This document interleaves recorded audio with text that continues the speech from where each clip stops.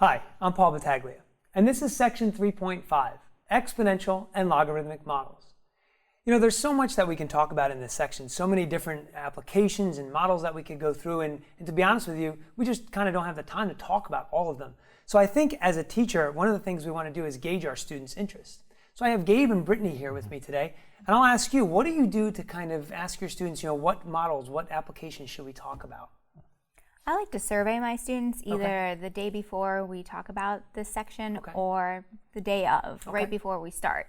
And then what do you do with the information that you have from them? And then I pull examples from the book or somewhere else, you know, that they're interested in. Okay, and it's a great idea because then we keep them motivated. I mean, I think a lot of these examples are already pretty motivating, but at the same time, you want to tie it into their interest specifically. So what do we do then when we have to start and pick and choose, right? Well, maybe one of the things we could do is talk about a unique model, the logistic growth model. So Gabe, how do you deal with that? So the logistic growth model is pretty cool because it shows that we can use the concepts that we learned throughout this chapter, but we don't need to just have exponential growth or exponential decay. We can sort of have this model which increases and then eventually might level off. And there's a bunch of applications that we can look at when we're looking at this logistic growth model. Yeah, I have with population growth for a town. Right. So a town's population will increase, but it won't increase exponentially because we're going to run out of room. Right. And we spent all this time in these previous sections talking about how it just kind of goes on and goes on and the graph continues to surface. That's great. You know, so let's do this. Let's pick a couple things to talk about here so we can give teachers an idea of some activities they can run through, you know, with their students. So one activity we can talk about, we're not going to demonstrate here today, is one that involves Newton's law of cooling. What I would do with my class is I would bring a cup of water in and I would heat it. And I would use a wireless thermometer to try and kind of gauge the temperature as accurately as I could. So we'll start with an initial temperature of, let's say, you know, whatever it turns out to be, let's make it up, say 175 degrees. The students will track the temperature. I'll probably put one student in charge of just logging that. I may even put it on their desk and say, you know, every 5 minutes I want you to kind of set your watch or your alarm, and I want you to record the temperature for us. So we'll go about our business in class, and then about 30 minutes later, or however long you wish, we'll use the data to work with Newton's law of cooling. Not only trying to find the constant involved, but as then using that constant to then say, you know, let's make a prediction.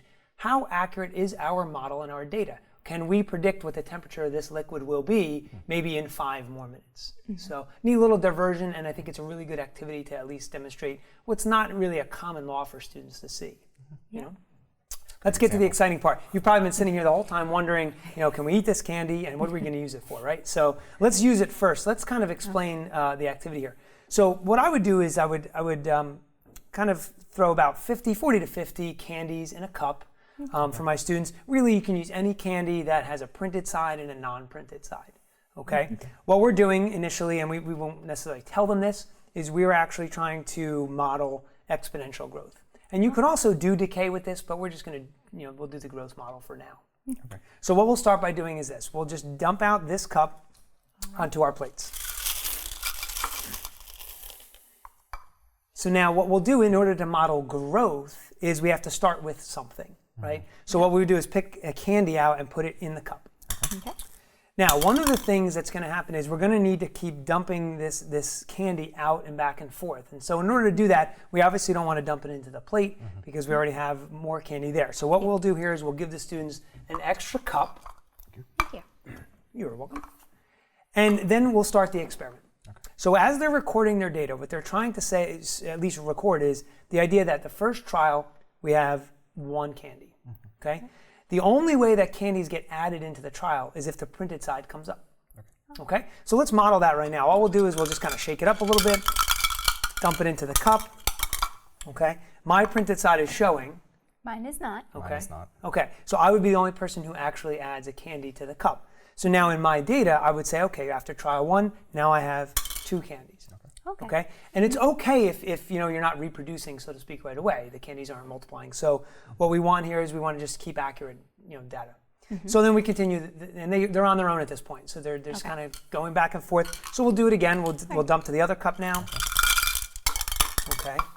Now what do you have there? Now my printed side is up. Okay. Mine is not. It's not. Okay. And both of mine are up. Okay. So that means now I have 2 printed sides showing I had 2 candies. So now at this point, this is a good illustration because what we're seeing here is the idea that everybody is in a different place. That's okay. There's nothing wrong with that. See, I think if anything, you probably see students who are looking at each other and, am I on task? Is this okay? I'm different from this person.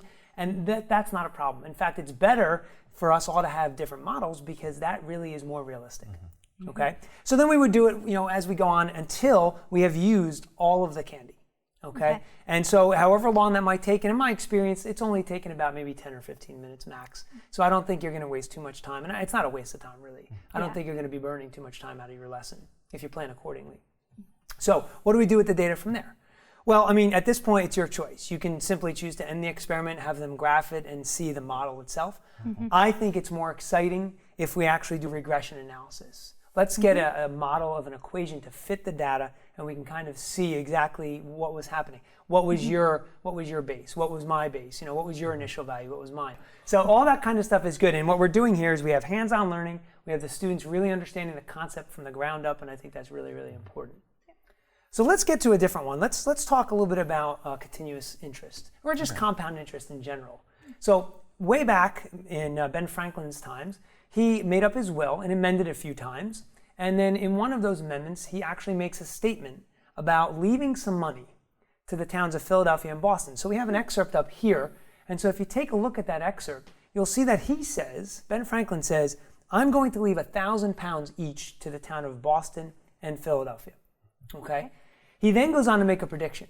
And he says, if you invest that, or if we invest that at 5% interest per annum for 100 years, it will grow to £131,000. Okay, so now we have a cross-curricular activity we can do with the students, and it has a little bit of history to it, a little bit of richness to it. So what do I want them to do? So I think what I'll ask them first is, was Ben Franklin telling kind of a tall tale, or was he accurate in his assessment? So the first thing I want them to do is read over his will, take a look at the prediction he makes, and then go figure it out. Use the compound interest formula to see if that £1,000 will actually grow to £131,000 at the interest rate of 5%, compounded once in a year and over 100 years. So we could simply end it there, or it would probably be a little bit more exciting if we went a little further. And that is, I think if we use a more realistic idea, like in today's terms, we say, well, what about if we compounded it continuously? What then would the amount be worth in 100 years? Now, there's one other interesting excerpt in his will that you have to look for. And so if you look carefully, you'll see that what Ben goes on to say is that when the time comes in that 100 years, he actually doesn't want that 131,000 released totally. He's going to release 100 and say, let's reinvest the 31,000. And what's interesting now is for students to take that 31,000 and say, well, now if we grow this for, let's say, another 100 years, we can even keep 5% interest, what will that be worth?